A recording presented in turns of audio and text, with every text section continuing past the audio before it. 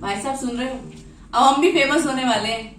क्यों? क्योंकि हमारे साथ कोई ऐसे इंसान है वो जिसके साथ होते हैं उसको फेमस कर देते हैं। बाय द वे मैं हूँ पायल, भाई साहब पायल के नाम से आप मुझे जानते हैं। रेड एफएम पर मॉर्निंग नंबर 1 शो करती हूँ और मेरे साथ है कोई और नहीं, गौरव यूट्यूबर के नाम से इनको लोग जानते हैं। थैंक यू, बहुत अच्छा लगा मुझे कि मैं आपके साथ बातचीत कर पा रहा हूँ। और लखनऊ के बारे में अगर कुछ कहूँ तो भाई बहुत ही बढ़िया जगह है। हाँ। लोगों ने सही कहा था, नवाबों का शहर है और मुस्कुराइए आप लखनऊ में।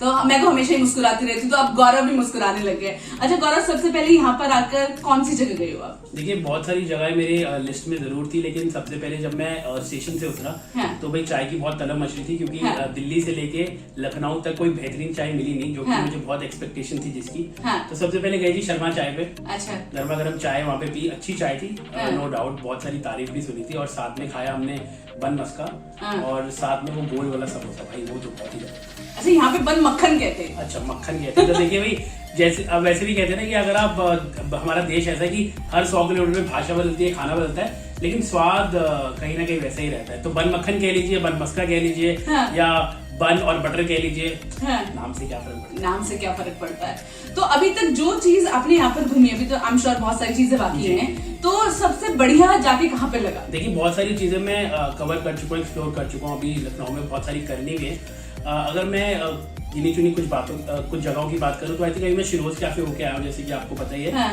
बहुत ही बेहतरीन जगह है और साथ साथ बहुत ही बेहतरीन लोग हैं। वहां जाके ना बंदा इंस्पायर हो जाता है, एक इंस्पिरेशन मिलता है ऐसे लोगों को देख के यार, जिन्होंने लाइफ में इतना कुछ देखा, इतना कुछ सहा है, लेकिन फिर भी खड़े हैं अपने 2 पैरों पे और मेहनत कर रहे हैं, और हम जैसे लोगों के चेहरे पे मुस्कुराहट लेके आ रहे हैं। तो that was a wonderful experience. उसके बाद मैं वाजपेयी जी के पास गया, बहुत ही अच्छे इंसान थे ऑफकोर्स, और साथ ही साथ उनके वो जो आलू थे ना, मसाले वाले और छोले, भाई दिल्ली में मिल जाए ना अगर ऐसे आलू और छोले, लाइन मैं लगवा दूंगा, ये मेरी गारंटी है। लेकिन मिलते नहीं है, वो बात अलग है। तो क्योंकि इसीलिए कहते हैं कि जो हमारा देश है इतना ज्यादा वर्सेटाइल है कि आप कहीं भी चले जाए, किसी भी राज्य में चले जाए, आपको खाना तो भैया एक नंबर मिलेगा। अच्छा, तो आपने कबाब ट्राई किए जो यहाँ के सबसे ज्यादा फेमस है? देखिए अभी तक तो नहीं किया, लेकिन जरूर ट्राई तो करना ही है, लिस्ट में है। और अगर मैं कबाब ट्राई करके नहीं गया तो लखनऊ वाले मुझे माफ नहीं करेंगे और बोलेंगे भैया लखनऊ गए और कबाब नहीं खाए। तो ऐसा तो ऑब्वियसली होने वाला नहीं है। कबाब जरूर खा के जाऊंगा, लेकिन तो थोड़ा रुकना है, तो देखते हैं क्या क्या और खाना है हमें। अच्छा लखनऊ जब आप नहीं आए थे तो कैसा परसेप्शन था लखनऊ के बारे में? भाई मैंने पढ़ा तो यही था कि नवाबों का शहर है और मुस्कुराइए आप लखनऊ में। ये 2 तो ऐसे टर्म्स एंड कंडीशंस हैं, जब आप लखनऊ में आते हैं तो ये तो आपको ऑब्वियसली करनी पड़ती है। तो ऑब्वियसली नवाबों का शहर जरूर है जी, मैं ये जरूर कहूंगा कि नवाबों का शहर है अभी तक, जब तक मेरा जो सफर रहा है। और मुस्कुराइए आप लखनऊ में, ये वाक्य भी बिल्कुल ठीक है, क्योंकि लोग यहाँ पे बहुत ही जिंदा दिल है और बहुत प्यार से मिलते हैं, बहुत वेलकमिंग है, हॉस्पिटैलिटी बहुत नंबर 1 ही मैं कहता हूँ। और अगर मैं बात करूँ एक ऐसे एग्जाम्पल की, तो रॉयल कैफे में जो अंकल मॉडर्न अंकल खड़े होते हैं, भाई क्या बढ़िया बनते हैं, वो इतने प्यार से चाट बनाते हैं, उससे ज्यादा प्यार से चाट खिलाते हैं। वही बनाने से ज्यादा खिलाते बहुत प्यार से, तो इंसान को एक खाना तो 2 खा जाते हैं। बस यही है कि अपने प्यार से वो इतने खिलाए तो भाई बंदा कहता है कि एक और साथ साथ खुद भी खाते हैं वो।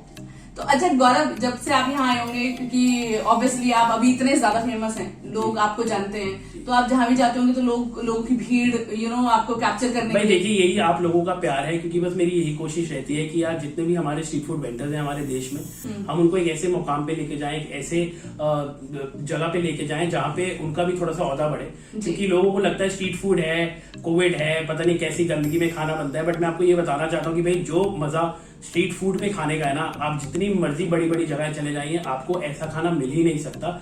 और ये तो मैं वाउच करता हूँ, और बस मेरा यही सपना है जीवन में कि मैं अपने स्ट्रीट फूड को, यानी कि इंडिया के स्ट्रीट फूड को ग्लोबल लेवल पे लेके जाऊँ। और ये तो मतलब इनकी तारीफ करनी पड़ेगी इस बात पे, क्योंकि इन्हीं की वजह से जो इन्होंने इनिशिएट किया था, वहां से अभी चाहे हर शहर हो, हर गली मोहल्ले, हर कोई ये सोचता है कि स्ट्रीट फूड हम खा रहे हैं, अच्छा लग रहा है, तो इसको प्रमोट करो। जी बिल्कुल। तो बस मैं यही बोलता हूँ जी, प्रमोट करिए, बिल्कुल करिए, क्योंकि जो स्ट्रीट फूड वेंडर्स होते हैं उन्हें आपकी हमारी जरूरत होती है, क्योंकि उनके पास कोई मार्केटिंग टीम नहीं होती है बड़ी बड़ी एमएनसी की तरह।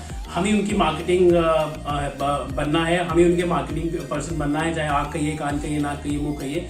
अगर हम वैसा कर पाएंगे तो इन लोगों को थोड़ा सा बढ़ावा मिलता है, इन लोगों को भी लगता है कि हमारी जो मेहनत है जी वो सफल हो रही है, और इन लोगों को भी लगता है कि भाई हमारा खाना जो हम इतने प्रेम से बनाते हैं, लोग उसको एंजॉय करके खा रहे हैं। बिल्कुल। और आपके इस इनिशिएटिव को देख के तो हमने भी शुरू किया वोकल फॉर लोकल, एंड हमने भी यहाँ की कुछ चीजें कवर की, जैसे कि मैंने गौरव को बताया ही था तो हमको बड़ा अच्छा लगा एक्चुअली, अंदर से बहुत अच्छी फीलिंग आती है उस टाइम पे। देखिए फीलिंग बहुत अच्छी आनी भी चाहिए, क्योंकि ये एक ऐसी चीज है जब इंसान करता है तो बहुत दिल से करता है। हाँ। और बिल्कुल उसमें अपना कोई स्वार्थ नहीं देखता है कि भाई मेरा इसमें ये फायदा होगा, क्योंकि देखिए हमें उनसे कुछ मिलता नहीं है, लेकिन हम उनको जो दे सकते हैं वो बहुत बड़ी चीज है। तो अगर हम ऐसे लोगों को ग्लोबल प्लेटफॉर्म पे लेके जाएंगे तो जरा सोचिए कि हमारे देश का नाम कितना रोशन होगा, और देश के साथ साथ इन लोगों का नाम कितना ऊपर होगा, और फक्र से ये कह सकते हैं कि भैया हम भारतीय हैं। बिल्कुल। अच्छा, अब देखिए सबके हाथ में है फोन जी। और सब यूट्यूब पे आना चाहते हैं, जी। सब फूड ब्लॉगिंग करना चाहते हैं, क्योंकि हर जगह का खाना अलग अलग होता है। जी। और सब लोग खाने को पसंद भी करते हैं, तो खाने का मजा लेते लेते अगर कोई ब्लॉगिंग कर रहा है और उसमें करियर भी बनाना चाह रहा है तो अच्छी बात है। जी बिल्कुल। लेकिन लोगों को ये नहीं पता है कि शुरू कहाँ से करें, तो वो क्या टिप्स होंगे 1 2 3 4 जो सिंपल वाले आप उन लोगों को देना चाहोगे? देखिए सबसे पहले मैं ये बोलना चाहता हूँ, हर बंदा कहता है कि यार हम क्या करें, कैसे करें। हुनर आपके अंदर है, तलाशना भी आपको ही है। आपके लिए कभी कोई हुनर तलाशता नहीं है। तो ये मत सोचिए कि मैं फूड ब्लॉगिंग करूं, या मैं फैशन डिजाइनिंग में जाऊं, या मैं क्रिकेट खेलूं, या मैं आरजे बनूं। ये सब आपके अंदर है, तलाशना भी आपको है। हुनर हर किसी के अंदर होता है, ऐसा नहीं कि मेरे अंदर कुछ हुनर है, इनके अंदर कुछ है, आपके अंदर कुछ है, होगा सबके अंदर। तलाशिए उसको, और सच बता रहा हूँ जब आप उसको तलाश लेंगे और उसके बाद जब आप वो कार्य करने निकलेंगे ना, उसकी जो सेटिस्फैक्शन है that is beyond words. One is of course अपना हुनर तलाशी, और दूसरी चीज मैं ये कहना चाहता हूँ कि देखिए फूड एक पैशन है। अगर आप उसको पैशनेटली फॉलो कर सकते हैं, अगर आप उसको उठते बैठते सोते जागते मेरी तरह सोच कर सकते हैं तो बिल्कुल करिएगा, क्योंकि अगर ऐसा नहीं करते और अगर आप सिर्फ खाने के लिए खाते हैं तो भाई फूड ब्लॉगिंग आपके लिए नहीं है। तो passionately do what ever you do, चाहे फूड ब्लॉगिंग हो चाहे कोई और कार्य हो।